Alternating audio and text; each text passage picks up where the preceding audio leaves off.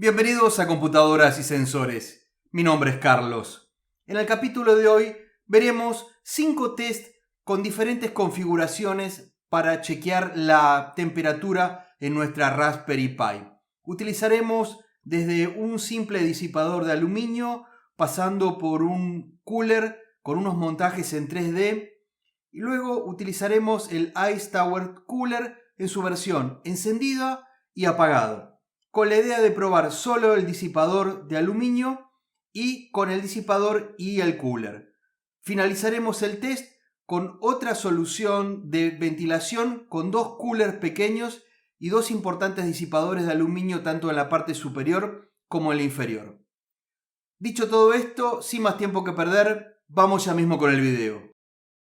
Para estos test de ventilación o disipación del calor, utilizaremos distintos elementos. El objetivo es testear dentro de los disponibles cuál es más efectivo. ¿Se alcanza con solo un disipador pequeño de aluminio? ¿Se alcanza con solo un cooler sin disipador? ¿O por el contrario necesitaremos de disipador o radiador y cooler?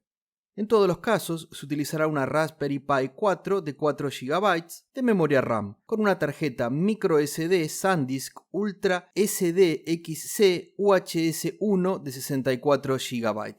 El software que se utilizará para llevar el procesador al 100% de carga es Sysbench, y si quieres más información o instalarlo, te dejo el link en la descripción.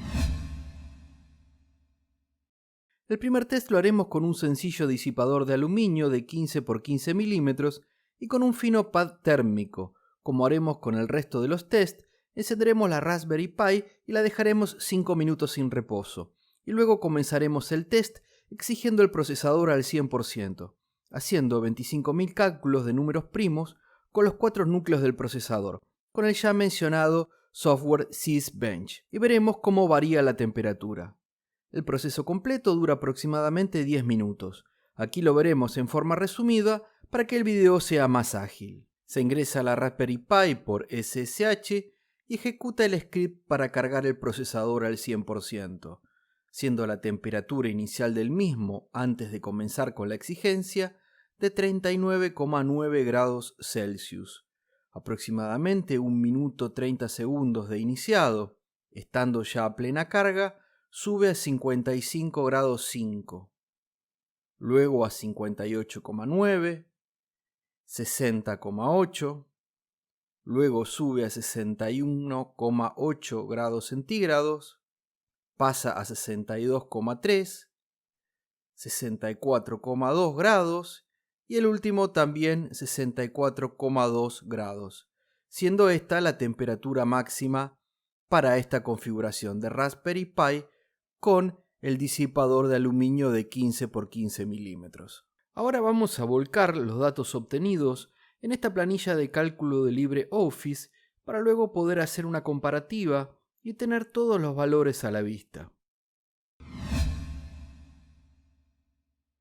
El siguiente test lo haremos con este cooler de 40 x 40 milímetros sin disipador, con montajes impresos en 3D y fijados a la Pi con 4 tornillos y tuercas. Habiendo estado la Pi al menos media hora apagada, la encendemos y dejamos 5 minutos en espera, con el cooler colocado y encendido, para empezar con el test. Al igual que hicimos con el test anterior, estando la Raspberry Pi encendida por 5 minutos, vemos que la temperatura inicial es de 30,6 grados centígrados. Ejecutamos el script para cargar el procesador al 100% y vemos que la temperatura en aproximadamente 1 minuto 30 segundos sube a 46,2 grados centígrados, luego sube a 49,6 grados, después a 50,1 y se estabiliza en 50,1 por 2 lecturas más. Luego sube ligeramente a 51,1 y la última y más alta lectura es 51,6 grados para esta configuración con el cooler de 40 x 40 milímetros sin disipador y montajes impresos en 3D. Ahora vamos a volcar los datos de este segundo test en la planilla para, una vez completadas todas las pruebas, sacar conclusiones. En este tercer test utilizaremos el Ice Tower Cooler sin conectar el ventilador. Veremos qué temperatura obtenemos con el mismo test que estamos haciendo, con solo el pad térmico y el radiador o disipador de aluminio de generosas dimensiones de esta solución. Lo montamos con los soportes del kit, 4 torres de bronce y una pequeña placa de acrílico en la parte inferior que no actúa para nada como disipador, y todos estos materiales vienen en el kit. Ejecutamos nuevamente el script para cargar el procesador al 100% y partimos de una temperatura de 24,3 grados. Recordemos que siempre esta lectura es un instante antes que el procesador comience con los cálculos matemáticos. Es aproximadamente 1 minuto 30 segundos después cuando obtenemos una primer lectura de temperatura con el procesador al 100%. Y esta sube a 35 grados, luego 37,9, para después pasar a 41,3 grados centígrados. Luego pasa a 42,8 y después a 43,8. Luego a 44,8 para la última y más alta temperatura en 46,7 grados centígrados. Recordemos que el ventilador o cooler está apagado en este test. Ahora volvemos a cargar los datos obtenidos en la planilla y luego le dedicaremos más tiempo y también haremos algún gráfico que nos ayude a comprender correctamente el desempeño de las distintas soluciones de enfriamiento. Para este cuarto test conectaremos los dos cables del cooler para comprobar si la dupla radiador de aluminio y ventilador ofrecen una diferencia significativa respecto al radiador solo, que como vimos en el reciente test se obtuvieron buenos resultados. Antes de ejecutar el script, la temperatura es de 24,3 grados, exactamente igual que en el test anterior, y aproximadamente 1 minuto y medio después, con el procesador al 100%, la temperatura es de 30,6 grados, luego 33,1 grados centígrados y después 34, 34,5, baja ligeramente a 34, vuelve a subir a 35 grados centígrados para finalizar el test con 35,5 grados Celsius de temperatura. Cargamos estos datos nuevamente en la planilla de cálculo del LibreELEC y ya vamos teniendo un panorama bastante claro sobre las posibilidades de cada solución térmica y sus posibles usos para diferentes escenarios. Para el quinto y último test utilizaremos este doble cooler con disipador superior e inferior, una configuración muy compacta y robusta que ocupa poco espacio, quizás no tan bonito como el Ice Tower Cooler, pero al menos en apariencia muy interesante. En breve sabremos su rendimiento. La temperatura inicial antes de ejecutar el script, que carga el procesador al 100%, es de 27,7 grados centígrados. Curioso teniendo disipadores tan importantes. Cabe destacar que la temperatura ambiente no cambió con respecto a los tests del Tower Ice Cooler.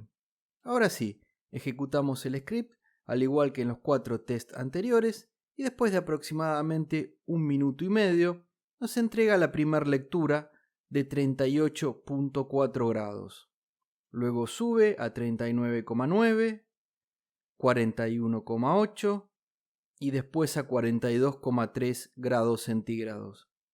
Baja ligeramente a 41,8 para luego volver a subir a 42,8 grados y finaliza con el valor más alto de 43,3 grados centígrados.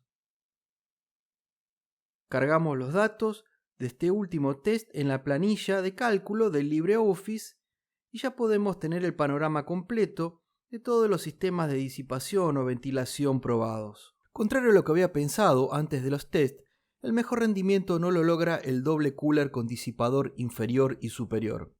A pesar de tener una cantidad importante de aluminio en ambos lados, el Ice Tower Cooler con el ventilador encendido permanece con temperaturas menores en todo momento. Si bien es más voluminoso, la separación entre las delgadas láminas de aluminio logran una mejor disipación del calor, que luego el ventilador se encarga de eliminar. Una sorpresa el desempeño del Ice Tower Cooler. Los tests de estos últimos dos fueron realizados a la misma temperatura ambiente, y desde el momento inicial, la temperatura en el Ice Tower Cooler es 3.4 grados menor. Lo que nos interesa más, que es cuando el procesador llega al 100%, la diferencia de temperatura es de 7,8 grados más baja. Ahora, si tomamos la temperatura más alta alcanzada en la lectura 8, también tenemos 7,8 grados. Podemos apreciar que las diferencias de temperatura se mantuvieron en todo el test. Otra comparación interesante es entre el Ice Tower Cooler con el ventilador encendido y el cooler de 40 x 40 milímetros con montaje en 3D. Aquí la diferencia es de 16,1 grados y nos demuestra la necesidad de emplear disipador y ventilador para el mejor control de temperatura. Veamos ahora este gráfico con las curvas de temperatura de las distintas soluciones.